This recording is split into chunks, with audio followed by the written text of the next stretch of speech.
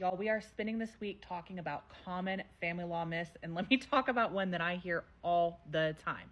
When does my child get to pick where they live?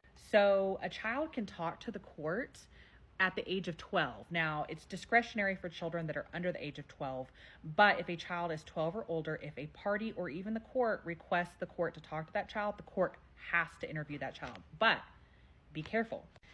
It does not mean that whatever the child says to the court is going to happen. So you got to understand, a lot of these courts are parents, they're moms and dads. They know that sometimes kids will express wanting to go live at the home where they have less rules. So the courts aren't stupid.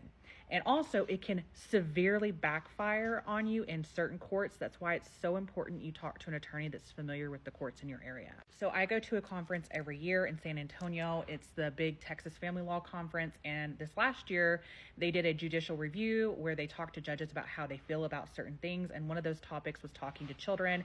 And in that review, there are a lot of courts that, yeah, sure, they may like to talk to the kids, but there's also an equal amount of courts that is almost kind of offensive to the courts unless there are certain situations. So it may not always be wise to ask the court to talk to the child, and here's how it can backfire in some of these courts. A parent can look like they're in the child's ear. They can look like they're trying to alienate the other parent. And also some courts, and if I was a judge, I would feel this way. Kids don't need to be in litigation. Like, kids need to stay as far away from court as possible and let the adults deal with that. Because here's the problem that it creates is a child goes in and says they want to live with parent A. Well, if the court orders them to live with parent B, that child feels disempowered. They feel like they failed parent A. They feel like, well, I didn't use the right words. And oftentimes parents are saying, yeah, go in there, tell the judge.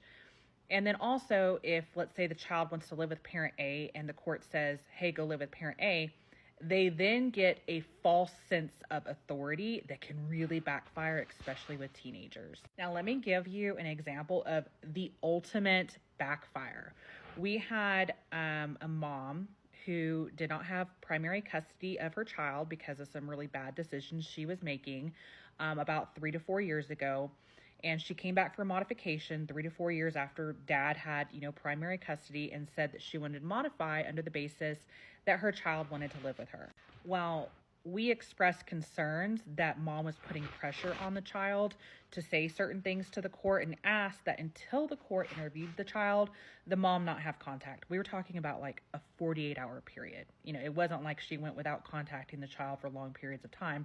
The child was with dad, and we said, hey, for the next 48 hours to ensure that mom's not calling and putting pressure on child, mom don't contact child for the next 48 hours. Mom ignored that order, and we were able to show the court that the mom was calling the child at 1 and 2 o'clock in the morning to discuss court. Y'all, that court had a field day. So I know that a lot of times parents are like, oh, the court's gonna fall for this. They're putting pressure on the child. Like, these courts do this professionally, and they see kids all the time. And it's up to your attorney to advocate for you in your position. And it just goes much further than what the child says in chambers. But the myth is that children get to choose, and that is not how the code's written. They just get to talk. It does not guarantee that whatever the child says is going to be what happens.